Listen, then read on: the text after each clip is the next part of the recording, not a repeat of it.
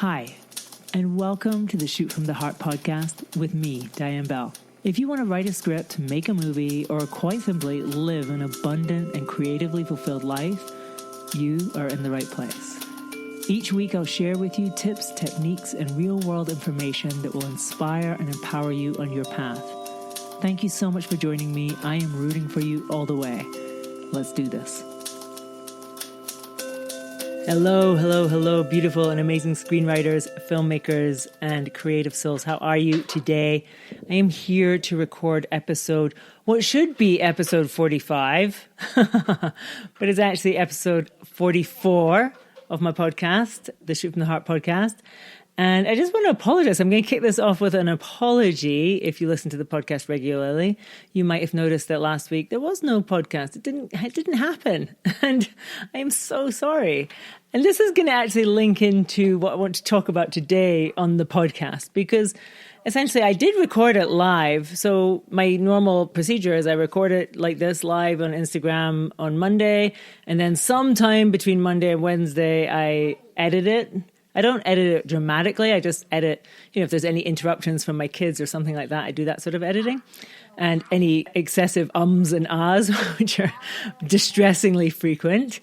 So I had intended, I recorded it live. I had intended to do it. And the whole week just ran away from me. It just ran away from me. And I never, ever edited it. And it's still sitting there on my laptop. And I feel terrible. But I want to talk about a subject that's related to this, because what I did do last week was I started my new screenplay. And I also welcomed a whole bunch of screenwriters into the End of Year Screenwriting Challenge. And I prepared a really amazing first session for the people who wanted to join that. And we did that at the weekend. So we've kicked off the End of Year Screenwriting Challenge, and it's really exciting to me. And I was just thinking about this subject because it came up a lot in that when we were talking about how to write your screenplay by the end of this year and like what needs to happen and all this. And the thing that kept coming back to me is just about being kind to yourself, And right now, as we are all far too aware, this is like a crazy time on our planet and all our lives are affected. There's nobody here whose life is not affected by what is happening. And some of us more than others, and some of us obviously have experienced extreme loss or grief, and it's awful. And some of us perhaps less, but everybody's life is affected, and there's a level of anxiety and stress. Obviously, as well, if you're in America, there's the election going on, and sort of ramping up fear about that. To be clear, if you're listening to the podcast later, I am recording this the day before the election, so I'm recording this on November 2nd. So there's just a lot of things going on. And I was thinking a lot about what it means to be kind to yourself and why it's so important. And I honestly think it's probably like the most important thing always. I think we all need to be kinder to ourselves. And I was thinking about really, what do I mean by that? Like, what is being kind to yourself? Well, if we go back to what I said, like I recorded my podcast last week. I just never edited it and uploaded it. I feel awful about it. It's the first week since I started doing this that I didn't do it, that I dropped the ball. I just dropped it. And I could really beat myself up about that. I could make myself feel terrible. Oh, Diane, like, what's wrong with you? You're pathetic. You've let yourself down. You've let people down. Like, what is that? But in Buddhism, they say, like, that's like the second arrow. I don't know if you ever heard this. Like, the first arrow, they say, is inevitable. You get shot, it's an injury. There's nothing to do about it. But the second arrow we inflict upon ourselves, and that's what we think about the situation. That's when we start thinking about, oh, well, why did I even run out that way? And if only this, and if only that, and now this, and now that. And you're just like letting yourself go into a whole tailspin about it. And in Buddhism, they say that's the second arrow. So I dropped the ball. I didn't put the podcast out as I planned to. I could inflict a second arrow on myself. I could beat myself up and be like, well, you're rubbish, you're lousy, all the things. But really, what's the point?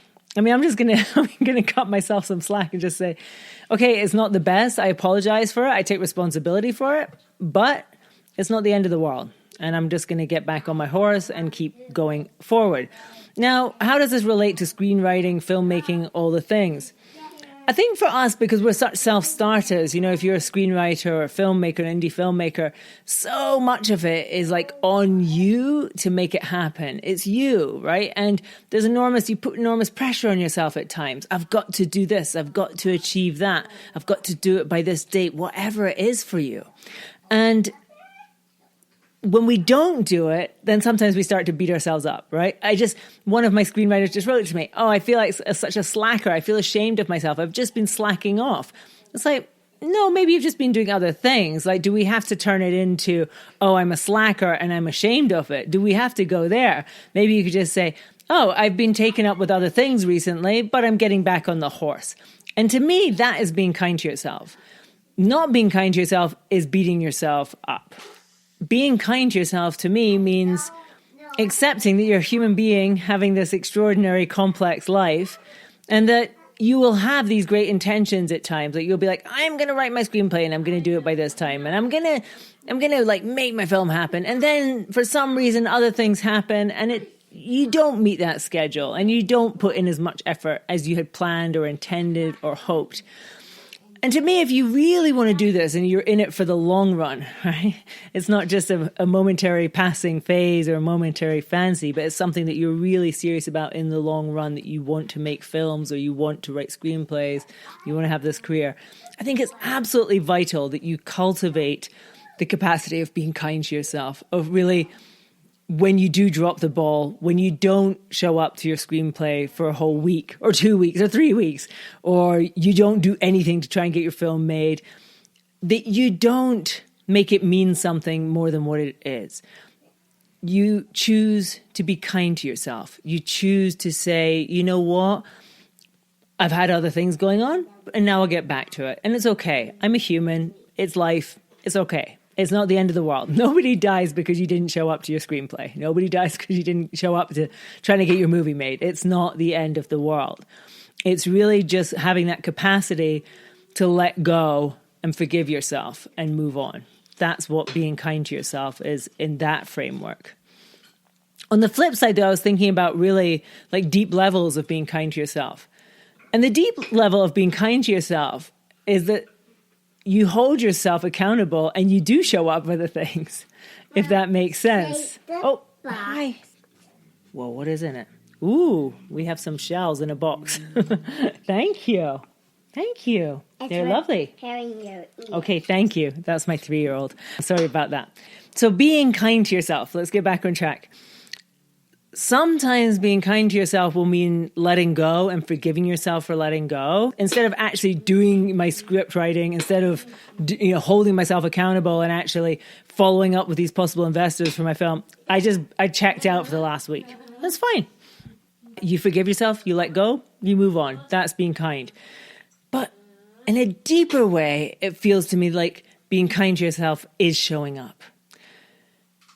If you think about it, we can all just cut ourselves loads of slack all the time and just be like, oh, well, it's just life. And actually, I'm just going to sit on my couch and watch the latest Netflix series that I'm really interested in, open that extra tub of ice cream, or I'm going to open the next bottle of wine or whatever. And we think, well, that's being kind to myself. I'm just going to treat myself. Life is tough and this is a hard time and I just want to feel good. So you know what? I'm just going to put my feet up and eat my ice cream and drink my wine and watch my telly. And I totally get that instinct, like why we would want to do that. But I don't think you're being kind to yourself. And it's a strange thing that we think of that sometimes as like, oh, I'm just treating myself. I'm letting myself have what I want. But actually, by having what you want in that moment, you're doing that at the expense of your dreams and the bigger scale. And if you were really kind to yourself, you would choose to show up. You would choose to invest in your dreams. You would choose to spend the time in your screenplay rather than on the couch watching another Netflix show. You would choose to spend the time making the uncomfortable calls to possible investors rather than just checking out on social media for an hour or two. Actually, although it can feel kind to yourself to do those things, it just make you feel sort of warm and fuzzy and they're easy. You're not being kind to yourself because you're not showing up for your dreams. And in the long run, you will regret it. And I think this is one of the things we have to sort of hold ourselves to task about day to day. Sometimes we do just need to check out and we just watch the Netflix show and that's okay. I'm not saying you should never ever do that. But if you have certain dreams and desires, and we all do, And you decide to commit to those. You decide, you know what? I want to make these happen. I am committed to making these part of my reality. Then the kind thing to do is to hold yourself accountable. The kind thing to do is to sometimes make sacrifices in the immediate short term in order for something bigger in the long term. And I was just thinking about that because it's like a constant balance, isn't it? It's like everything in life. I don't know if you can hear my 3-year-old. He's marching through the room saying, "Oh, I'm the army man." He's the army man. So it's this constant balance. Many of you will know that I started out as a yoga teacher. And in yoga, one of the oldest texts of yoga, the Yoga Sutras of Patanjali, the only actual sutra that mentions like physical positions, which is what we were focused on in the kind of yoga I was practicing, was one that said, Sthira Sukha Asanam. And what that meant is the asana or the position, the physical position, is both sthira and sukha. And sthira and sukha are like the two opposites. It's like masculine and feminine. It's like active and passive. It's like hard and soft. And I think this is like the same thing with what we're looking for with how we approach our screenwriting and how we approach our filmmaking.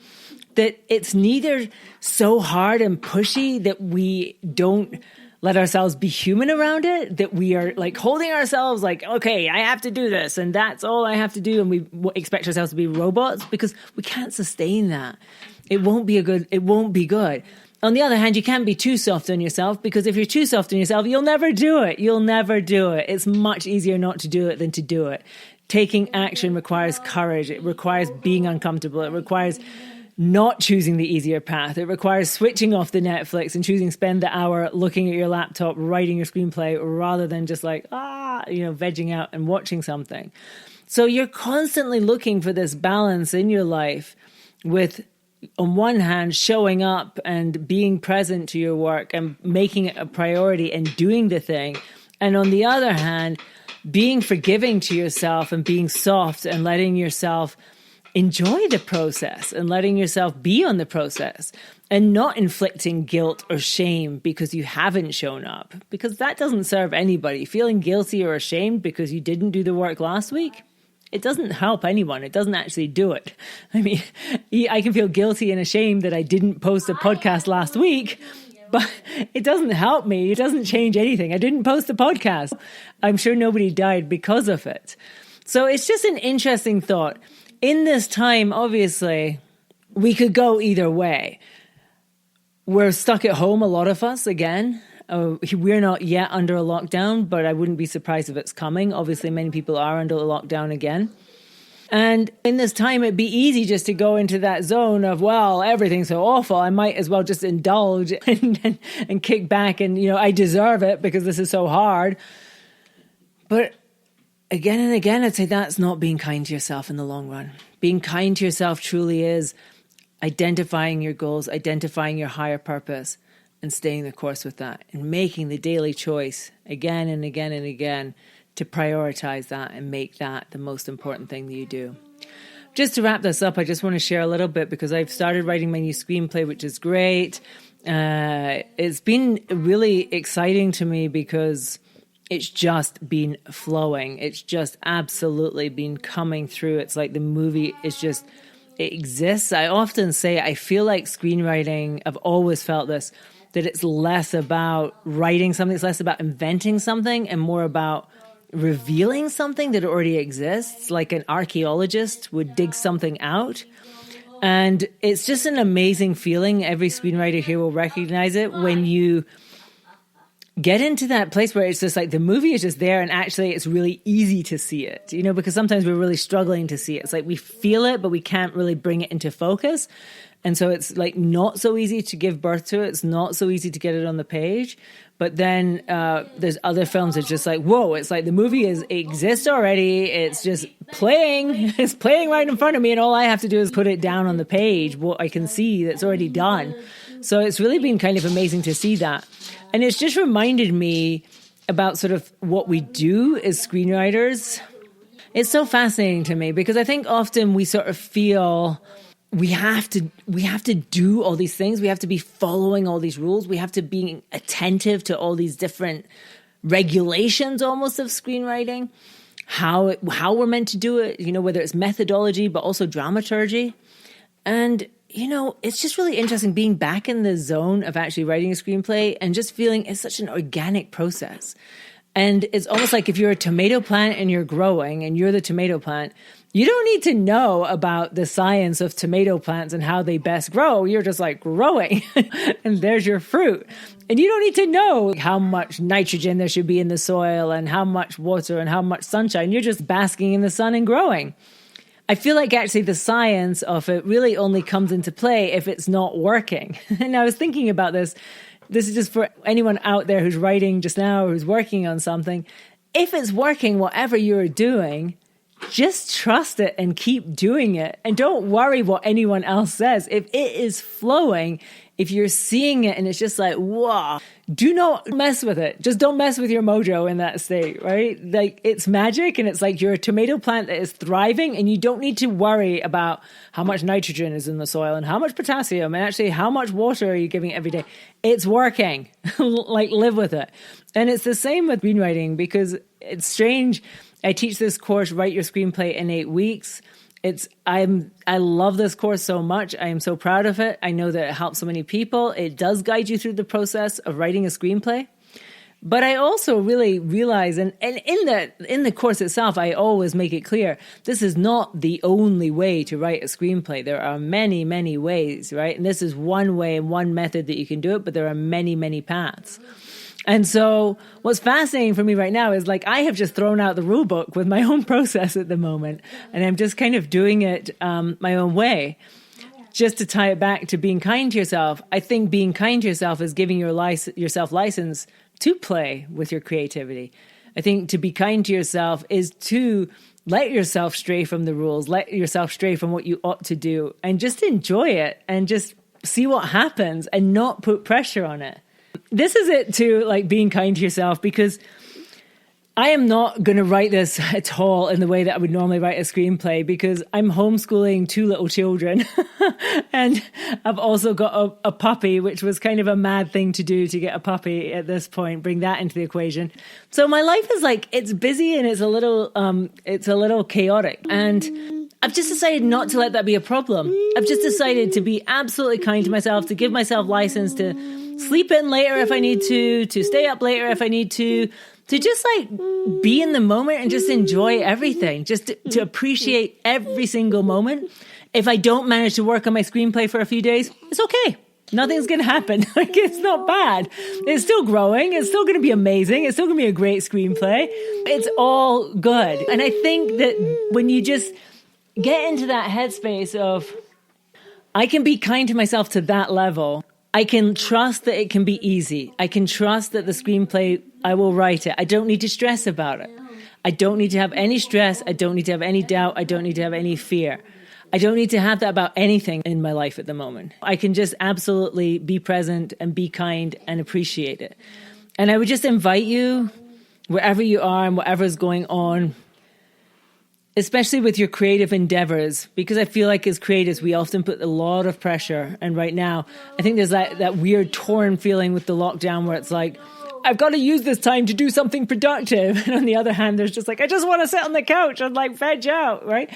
So it's just like finding your balance, but giving yourself permission to be any of it and all of it all the time, and to trust that you are on this path, you're committed to it, and that it's all unfolding in a perfect way. Basically, I guess maybe what's happened for me right now is it's just like total surrender. There's so much going on around me. Like I could either fight it, I can either try to fight it all the time and try to be regimented and try to be like, no, this is my screenwriting time. Or right now, like I'm going to do a live. And so that means no kids in the room. But I'm just like, oh, you know what? He's going to come in the room. He's going to sit on my lap while I'm talking.